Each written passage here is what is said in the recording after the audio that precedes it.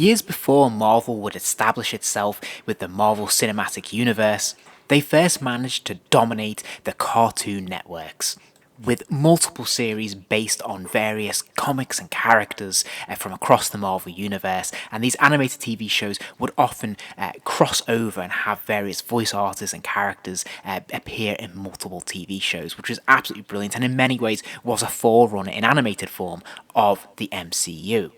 Not all shows were created equally, of course, and there's definitely a mix of quality and success across these various shows. But one of my favourites when I was a kid was the Fantastic Four animated series. It was relatively short-lived, it only actually ran for 2 seasons. Certainly, it had its fair share of curiosities. There were some very odd creative decisions that were made during its run, and yeah, it's definitely a mixed bag. But that said, it was really colourful, it was really fun, and it introduced me to a whole world of comic book characters that I'd never seen before, and it really made an indelible impression upon me. And of course, with every great cartoon, there comes a fantastic toy line as well. And so today it is with great pleasure that I will be revisiting ToyBiz's Mr. Fantastic Sky Shuttle. So first off, just looking at the packaging, it's just absolutely wonderful. I love this illustrated artwork. I think it's absolutely fantastic. I think it's really evocative, and I just think they've done a beautiful job of this. I really love how bright and colourful it all is, and one of my favourite features of this line of the Fantastic Four figures is the Fantastic Four logo in the top left corner there, because it's actually holographic as well, so it catches the light just nicely and it just adds an extra little sparkle that when you're a kid is incredibly appealing. The reverse of the packaging is equally exciting to me. Of course, it has an image of the actual toy itself and showing off all its various features. It has a little bit of information about what the shuttle is and Mr. Fantastic, but really the standout thing is all the other toys in the line. This was so exciting as a kid to kind of have a checklist and see what else was out there. And we can see, obviously, the Things Sky Cycle, which I've done another video on, but there's also that Galactus figure, which is brilliant, and of course other figures from the Iron Man line as well.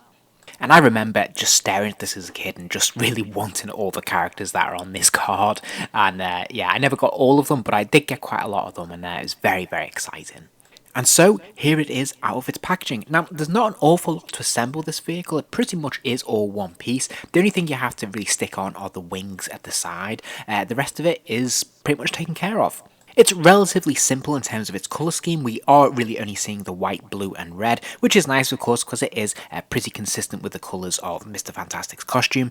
And it serves as a nice companion piece to go alongside the Fantastic Car, which is in similar colours. I really like the design of this vehicle. It's nice and compact, and there's some little touches that are really fun. So having the Ford logo on the bonnet there is really nicely done, and there's some extra little stickers there saying weapon storage and danger, hot turbines, which are really kind of fun and cool.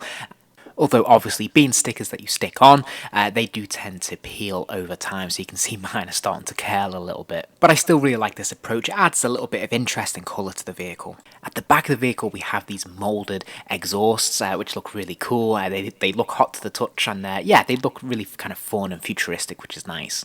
And the interior cockpit is really nicely done as well. It has a blue windscreen, which is kind of nice, so the light kind of shines through there and shines a nice blue light on characters. And yeah, the dashboard obviously has that sticker there, which is kind of fun. It looks really space age and techy and and difficult to sort of say exactly what it is, but it looks really, really very cool. And likewise down the side of the arms of the cockpit as well, we've got some buttons and lights and things which look pretty fun. At the rear of the vehicle there is a separate piece which clips into place, and this really only serves one purpose in that it holds the missiles, but it does launch up, which is kind of cool. So it's an extra little piece. It doesn't really stay in place when you do arch it up, and it's got this cool little antennae that you can spin around, which is a nice little feature, although it doesn't really seem to serve much purpose. But really it is just there to hold the 2 missiles. And it's important to note that only one missile can be fired at a time, because when we raise one of the fins at the base of the vehicle, it lifts up the bonnet to reveal a secret missile launcher, and the missile just slots nice and steady into place there, just clicks in, and there is of course a spring behind it, and yeah, you then can fire it at will by clicking this little button on top of the bonnet and unleashing hell. The underneath of the vehicle is fairly straightforward, it is nicely painted, and there's an interesting circular mounted piece on the bottom there that allows the shuttle to be raised off the ground a little bit and create that sort of slight hovering effect. Now, you might notice on mine that one of the wings is kind of curled. That's because these exterior wings are a soft rubber, and yeah, if they're creased for too long, then they will curl a little bit. But they also house a secret missile compartment, which is fantastic. So these are little drawers that pull out, and they house 2 blue missiles. One of the fins is red, and that's because that's where the spring is. And what you do is you slide it in the compartment here, pull it all the way back. There is no clip, it relies purely on release energy. So if you let this go, it will fire the missile. And this spring launch is fairly powerful, I tell you. If you're not careful, it could have someone's eye out. So I couldn't do this video without taking a look at the figure who was supposed to go with it. And of course, this is Mr. Fantastic.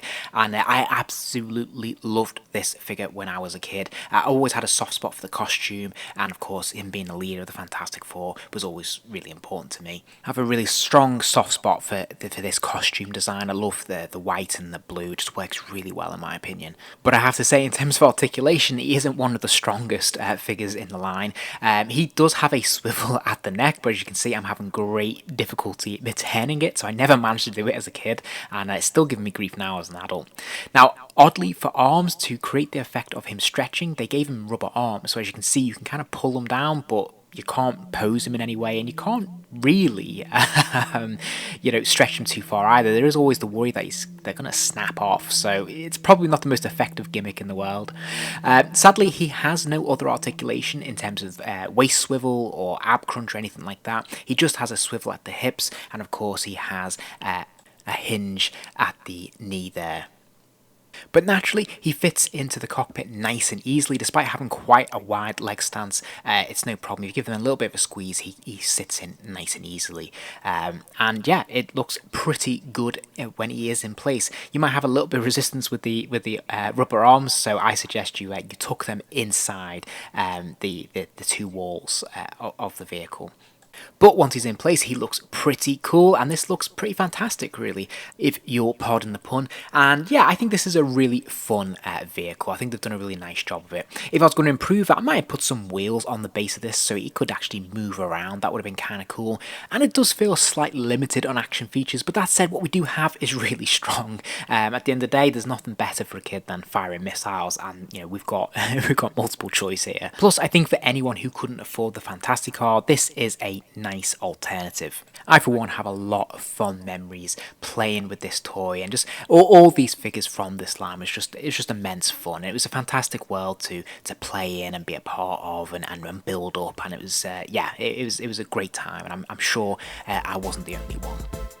If you enjoyed this video, please do give it a like, and remember to subscribe as there'll be plenty more videos soon.